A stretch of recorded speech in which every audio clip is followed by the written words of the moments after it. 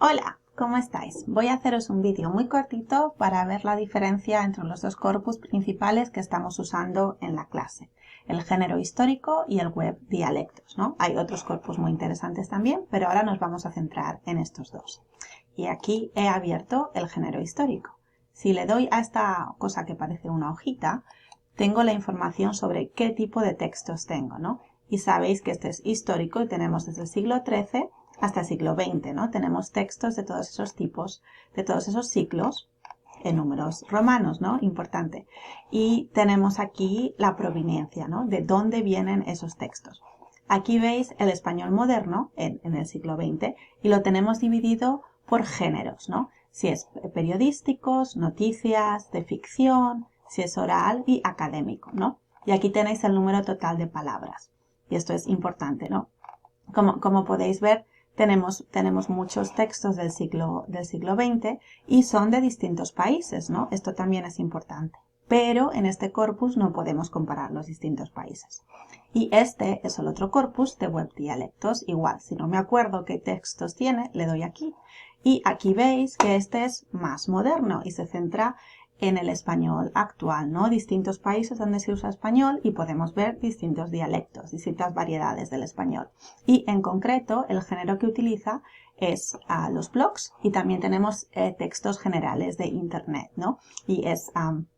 quizás podemos imaginar que va a ser un lenguaje más informal, ¿no? Si lo comparamos con estos textos, que son noticias de periódicos o son entrevistas, pero más formales, ¿no? Quizás, o el Congreso incluso, ¿no? El Congreso de España, nos imaginamos que va a ser un poquito más formal, pero aquí son blogs y también son páginas web, entonces incluso a veces nos encontramos alguna errata, ¿no? De ortografía que ha escrito alguien, pero es también interesante porque se supone que esto representa un poquito la lengua oral, ¿no?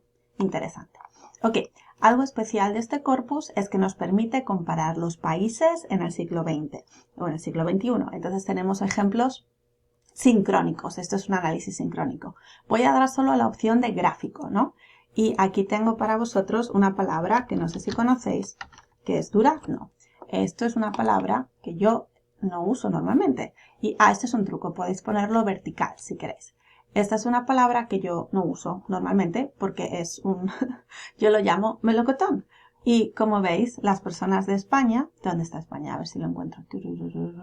Siempre es un poco difícil, ¿no? En España no se usa mucho durazno, ¿no? Entonces yo no conozco mucho esta palabra. Pero vemos que si vamos a Uruguay, tenemos aquí una barrita muy larga y otros países, ¿no? Bolivia también es una barra muy larga. Entonces, como siempre, acordaros que os interesa ver la frecuencia relativa, ¿no? Porque este es el número total de palabras que aparecen, pero aquí tenemos la frecuencia relativa por millón. Y esto es como, pues, para hacerlo más sencillo, es como si tuviéramos un porcentaje, pero en vez de ser por ciento, es por millón, ¿no? Entonces, sabéis que realmente en México esta palabra parece que se usa bastante, en Guatemala se usa bastante, en Honduras se usa bastante, ¿no? Tenemos porcentajes bastante altos y en Uruguay, pues quizás de repente teníamos muchos textos sobre duraznos, ¿no? Y como os acordáis siempre, si le clicáis aquí, podéis entrar dentro y veis los distintos textos y ver qué pasa. ¡Ah! ¡Qué interesante!, ¿no? Aquí sí que parece que están hablando de frutas, pero aquí están hablando de un lugar que se llama Durazno, ¿no? Así que también es bueno mirar por qué están hablando tanto en este sitio de duraznos, ¿no? Todo a veces tiene una explicación, pero parece claro que la fruta, ¿no? Que la fruta se utiliza bastante. Y algo que pasa también es que tenemos repetición de los textos, ¿no? Por eso siempre es bueno entrar. Pero con el gráfico que os he enseñado, y os he dicho, bueno, en España esta palabra no se utiliza mucho. Y si le doy aquí, le doy a borrar. Esto es importante porque el corpus a veces tiene sus cositas. Ok, doy a gráfico otra vez y doy a melocotón. Bueno, esto yo lo sé porque como soy en mi variedad dialectal, yo sé que uso melocotón. Le doy a melocotón y podemos comparar si mi intuición como hablante que le doy aquí y lo veis mejor. De repente los españoles se pasan la vida hablando de melocotones en este corpus, ¿no? Si os acordáis era como 0,36 y ahora 2,82. Entonces claramente esta palabra es más frecuente en España. Pero vemos que también se usa en otros países, ¿no? Podríais investigar. Aquí en México, si os acordáis, vemos que antes era más alto y aquí es menos alto, ¿no? Y siempre es bueno entrar, sobre todo porque a veces también puede haber textos que pensamos que es de un país y es de otro país, ¿no? O pueden tener distintos significados, ¿no? Pero es importante, ¿no? Y parece que tenemos estas dos palabras. Y si vuestro objetivo era mirar en qué países se utilizaba más durazno melocotón, pues nos ha dado un poquito una idea, ¿no? Siempre hay más de investigación. Pero esto es algo que nos puede ayudar este corpus a buscar.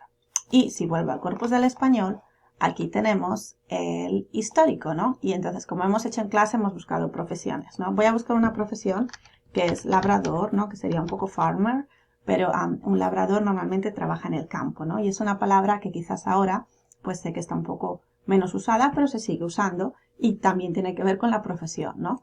Entonces, si le dais a buscar, lo mismo, ¿no? Aquí, como es más pequeño, tenemos menos secciones, podéis verlo diferente, ¿no? Si queréis lo poner vertical también y veis el siglo XIII, el siglo XX, y entonces, interesante, ¿no? En el siglo XVII parece que se hablaba mucho más de agricultura y de labradores y aquí ha reducido en el siglo XX, ¿no?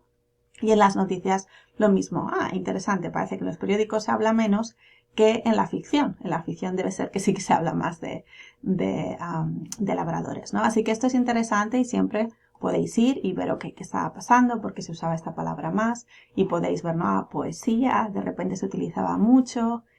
Aquí algo sobre economía civil o el comercio, ¿no? Pues tenemos distintos textos que podéis investigar a ver por qué de repente hablaban más de labradores o que hablaban menos, ¿no?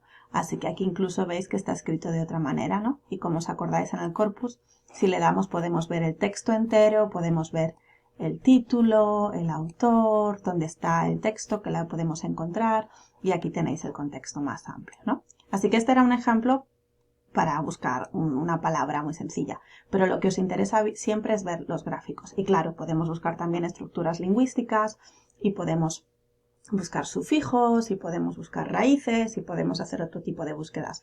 Pero esto simplemente es un recordatorio para que os acordéis que en el género histórico podemos ver la evolución de una palabra en la historia y en el corpus del español web dialectos podemos comparar países. No, hay cosas que no podemos hacer con ninguno de los dos, pero bueno, así tenéis una idea de algo muy facilito que podemos hacer con estos corpus. Pues yo creo que este vídeo ya está. Uy, me ha quedado muy largo, pero bueno, espero que os haya servido y hablamos más en clase sobre este tema. Hasta luego.